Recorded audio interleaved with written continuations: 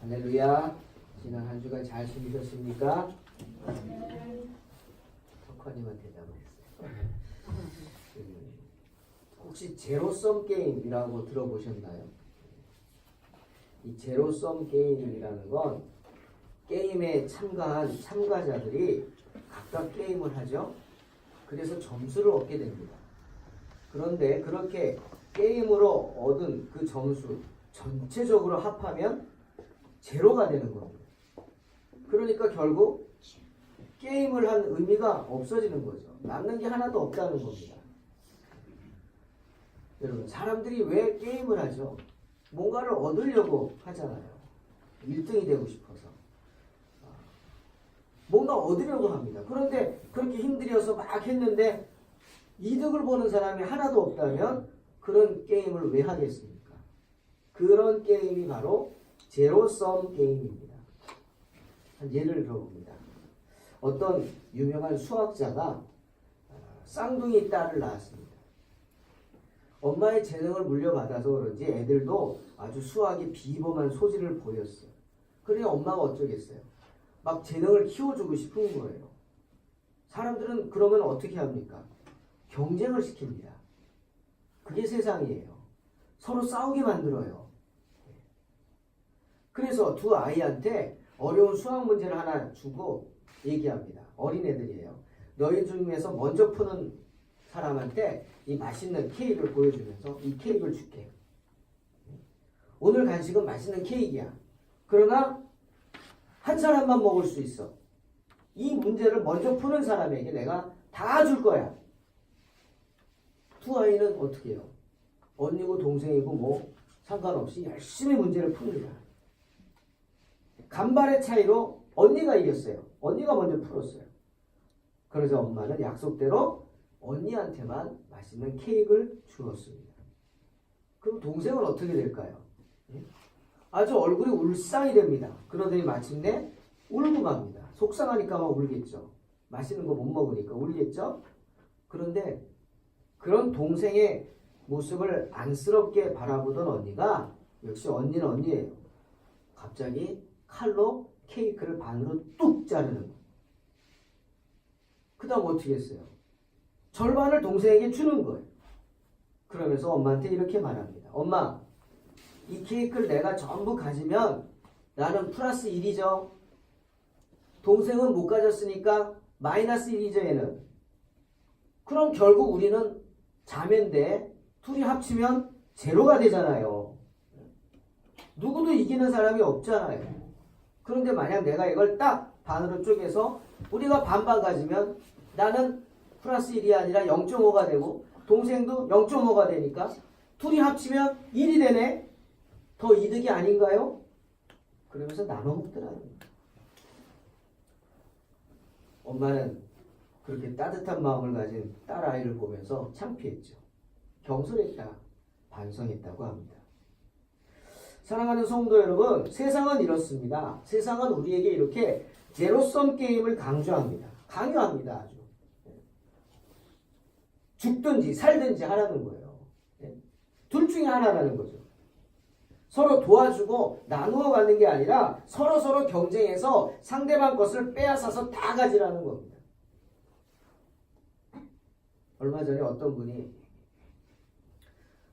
자기가 이 경매에 밝아서 경매를 해가지고 어디 뭘 샀대요. 건물을. 반값에 샀다는 거. 그러면서 막 좋아하더라고요. 근데 그 말을 듣는데 저는 마음이 좋지가 않더라고요. 왜? 그 사람은 뭐 한 5억짜리 2억 5천에 샀다. 반값에 사서 좋아하겠지만 그 건물의 원래 주인은 경매로 넘겨버린 주인은 어떻게 된 거예요? 다 빼앗겨버린 거예요. 이 사람은 얻은 게 많았겠지만 반대로 그 원래 있던 그 주인은 다 빼앗겨버린 거예요. 그게 경매잖아요. 그 사람 생각하니까 좋아할 만한 일은 아닌 것 같더라는 거죠. 그런데 세상이 그렇습니다. 경쟁하라. 심지어 남을 짓밟아라. 그래야 올라간다. 인정사정 없습니다.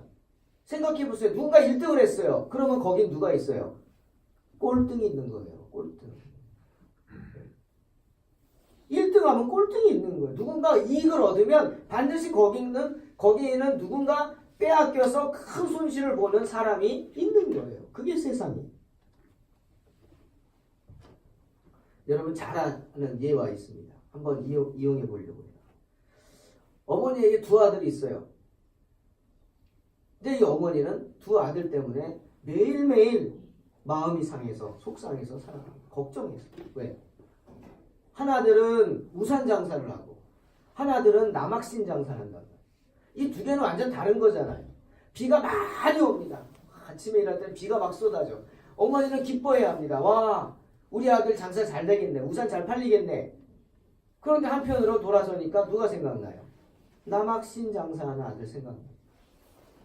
비가 오면 이 남학신이 팔립니까? 물론 옛날 얘기지만 그 사람은 아들은 그날 하나도 못 팔 거예요. 내일도 비가 와요. 모레도 비가 와요. 와, 신난다. 어머니는 그렇게 말씀하시겠어요? 아니죠. 잠은 못 잡니다. 비가 오니까. 거꾸로 날이 너무 좋아요. 쨍쨍 가뭄이 왔어. 비가 전혀 안 와. 어머니 좋아하겠네. 야, 남학신 잘 팔리겠다. 웬걸? 아니죠. 그러면 우산 장사하는 아들은 매일매일 공치는 거예요. 그렇게 엄마는 매일매일 걱정 속에 사십니다. 그렇다고 여러분 매일 비만 내릴 수 있습니까?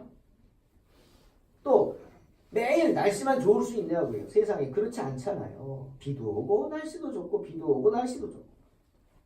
하지만 어머니에게는 항상 인생은 제로섬 게임이 되는 거예요. 그렇게. 어느 거 하나 좋은 게 없어. 그러니 어쩝니까? 이런 제로섬 게임의 세상을 살기 위해서 우리가 어떻게 하냐면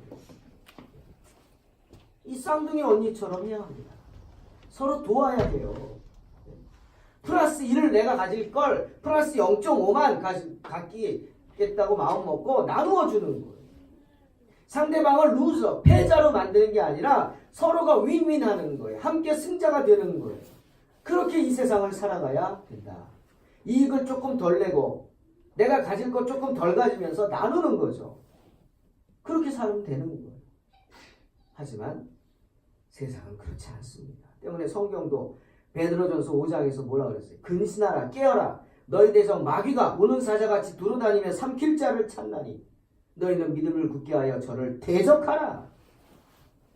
그리고 이런 말씀하십니다. 이는 세상에 있는 너희 형제들도 동일한 고난 당하는 줄 알립니다. 무슨 말이에요? 예외는 없다는 거예요. 이 세상을 사는 모든 사람들이 똑같이 이런 유혹에 빠지고 고난에 빠지는 겁니다.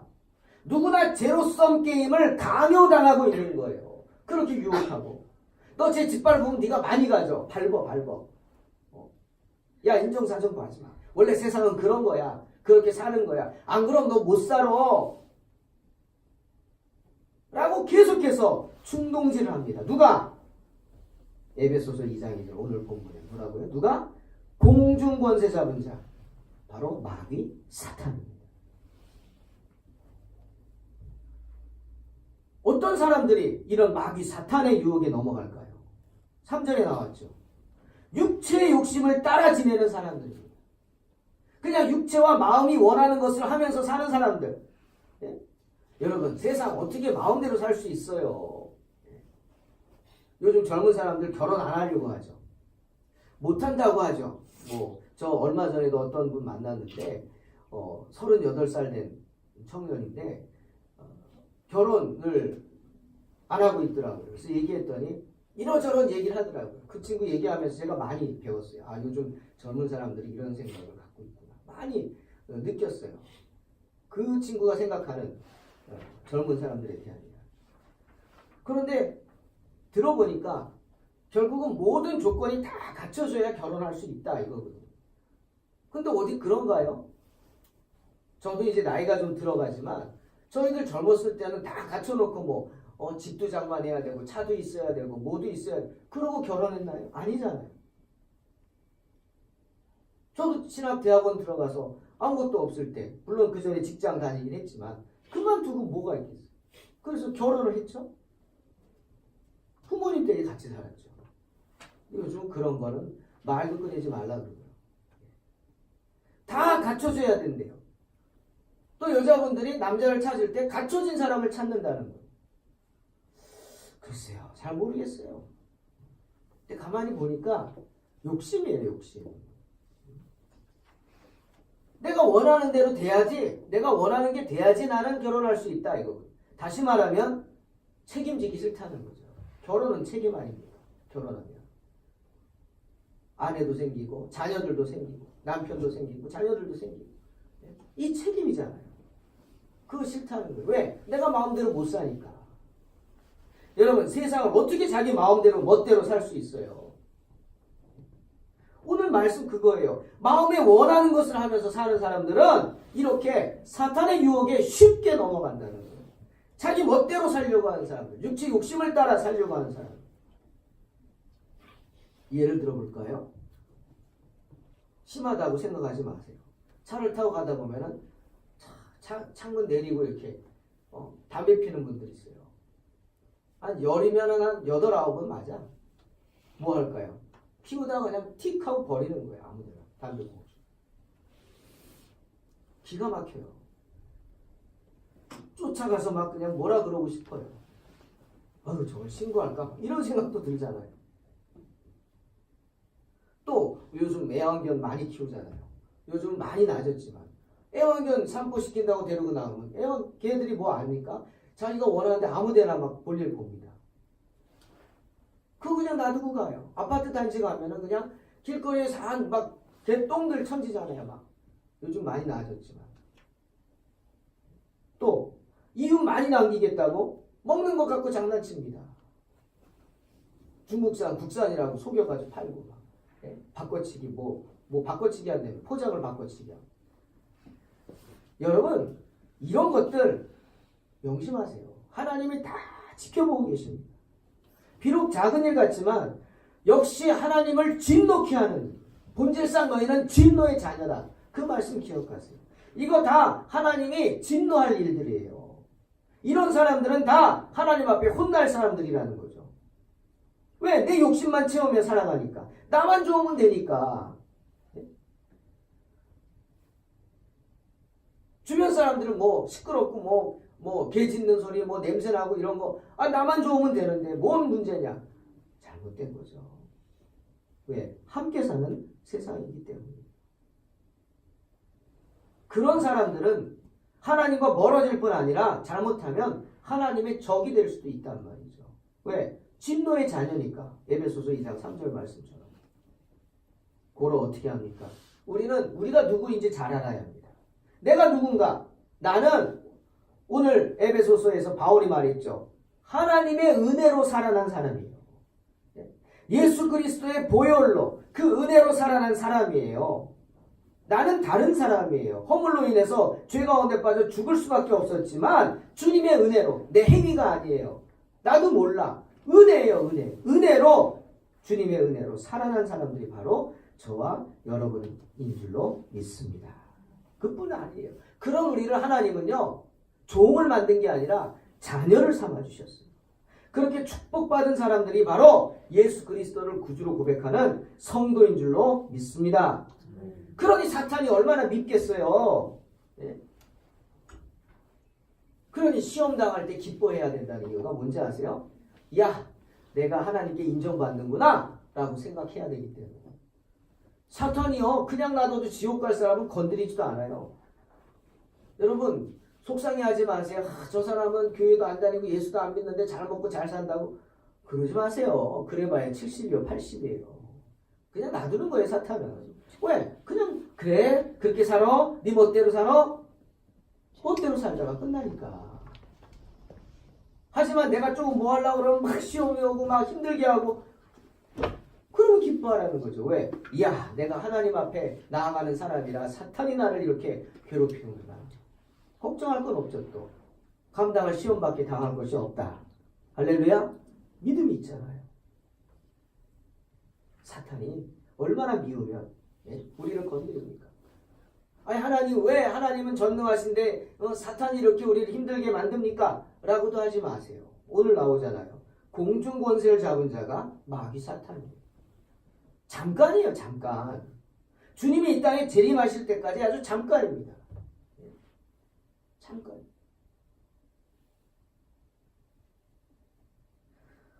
어저께인가요? 제가 그저께인가 사모한테 차 타고 오다 물어봤어요. 갑자기 라디오에서 마틴 루터 킹, I have a dream, 뭐 유명한 분 있잖아요. 그분 목소리가 나오면서 설교가 좀 나오더라고요. 그래서 제가 갑자기 나도 모르게 루터 킹 목사님 어디 계실까? 그랬어요 내가. 어디 계실까? 어디 계실까? 네? 당연히 천국이라고 그럴 줄 알았더니 사모가 뭐라냐면은 무덤 속에 계시대요. 제가 맞다 그랬어요. 네. 무덤 속에 있어요 지금. 주님 아직 재림 안 했잖아요. 주님 재림하시면 공중에서 주님을 영접할 거 아닙니까? 시간? 아무것도 아닙니다. 우리는 100년, 1000년, 만년 같지만 주님은 순간이라고 그랬어요. 1000년이 하루 같고 하루가 1000년 같고. 그게 인생입니다. 그러니 예수 안 믿고 잘 되는 사람 보고 부러워하지 마시기를 주의 이름으로 축원합니다. 불쌍한 사람들이에요. 공중권세 잡은 마귀가 우리로 힘들게 하는 거예요. 누구도 살 수 없고 다 죽게 만드는 제로섬 게임을 세상을 만들어놨어요. 그래서 주님을 모르는 사람들은 그 사탄의 궤락에 놀아나는 거예요. 제로섬 게임으로 내가 살기 위해 너를 죽인다. 이런 게임으로 살아가는 거예요. 그런 인생을 우리 어떻게 살아야 돼요? 10절에 그랬죠. 우리는 그가 만드신 바라 그리스도 예수 안에서 선한 일을 위하여 지으심을 받은 자다. 이 일은 하나님이 전에 예비하사 우리로 그 가운데서 행하게 하려 하심이라. 뭐라고요? 착하게 살란 말이에요. 착하게. 예. 뭐 조폭들이나 집에다 착하게 살자 붙여놓는 거 아니에요. 우리도 집에다 붙여놔야 돼요. 뭐라고? 예? 국문법에 맞춰서 착하게 살자. 집에다 붙여놓고 그거 맨날 바라보면서 그래 착하게 살아야지. 하나님의 사랑 나 착하게 살아야 돼. 착하게 살면 천국 갈 줄로 믿습니다. 물론 예수 믿고. 예? 선하게 살으라고. 선한 일을 위하여 지으심을 받은 자가 저와 여러분인 줄로 믿습니다. 근데 여러분 왜 시험에 듭니까? 왜 시험에 들어요? 사도 요한이 요한일서 5장 19절에서 이랬어요. 우리는 하나님께 속하고 온 세상은 악한 자 안에 처한 것을 안다. 분명하게 말했어요. 우리는 하나님께 속해 있지만 세상은 악한 자에게 속해 있다는 거예요. 그러니까 우리가 세상을 바라보고 세상을 따라가고 세상에 물들면 우리 어떻게 돼요? 악한 자가 되는 거예요. 그래야 살 수 있으니까 세상에서. 세상 사람들처럼 살면은 우리는 악하게 살 수밖에 없는 거예요. 세상 사람들 어떻게 사는데? 짓밟고 살거든. 내가 살기 위해서 너를 죽이는 거예요. 내가 살기 위해 좀 더 잘 살고 잘 먹기 위해서 너를 짓밟고 올라가는 게 세상의 모습이거든. 근데 우리가 그런 세상을 따라가면 나도 그렇게 살 수밖에 없는 거예요. 그게 제로섬 게임입니다. 누가 준 거예요? 마귀 사탄이죠. 우리에게 어떤 마음? 돈을 쫓아가라. 음란한 마음을 쫓아가라. 세상 권력을 쫓아가라. 마귀 사탄은요. 세상에서 우리 성도들의 뭘 이용하는지 아세요? 연약함을 이용합니다. 연약함. 베드로전서 5장 8절 아까 말씀처럼 대적 마귀가 우는 사자같이 우리 주변을 계속 맴돌면서 계속 우리를 충동질합니다. 돈에 넘어지게 하고 성적 유혹에 넘어지게 하고 세상 권세 무릎을 꿇어서 자기 무릎을 자기 발 앞에 무릎 꿇게 만듭니다. 오늘 본문의 다윗 보십시오. 다윗이 얼마나 훌륭한 사람입니까? 어느 정도인지 아세요? 시편 많은 시편 중에 저는 시편 139편 7절 10절 이런 고백을 해요. 내가 주의 신을 떠나 어디로 가며 주의 앞에서 어디로 피하리까? 네? 주의 손이 나를 인도하시며 주의 오른손이 나를 붙드시리이다. 뭐예요? 매일매일 순간순간 주님의 인도하심을 따라 살겠습니다. 고백한 사람이 바로 다윗이에요. 그렇게 성령 충만한 사람이 다윗이었어요. 그런데 오늘 사무엘하 11장 보세요. 그런 다윗이 어떻게 됐어요? 그런 성령 충만한 다윗이 하나님 앞에 큰 죄를 집니다. 간음죄를 집니다. 살인 교사죄를 집니다. 이건 그냥 보통 간음죄가 아니에요. 다윗은 자기 아내도 많은데 다른 사람의 아내, 그것도 보세요. 예? 자기에게 충성하는 부하의 아내를 탐합니다. 그 죄를 짓는 거죠. 왜 그랬을까? 오늘 성경에 그 이유가 분명히 나와 있습니다. 1절에 뭐라 그랬어요? 그 해가 돌아와 왕들이 출전할 때가 되매 다윗이 요압과 그 신복과 온 이스라엘 군대를 보내니 저희가 암몬 자손을 멸하고 라빠를 에워쌌고 그 다음 다윗은 예루살렘에 그대로 있더라. 잘못이죠.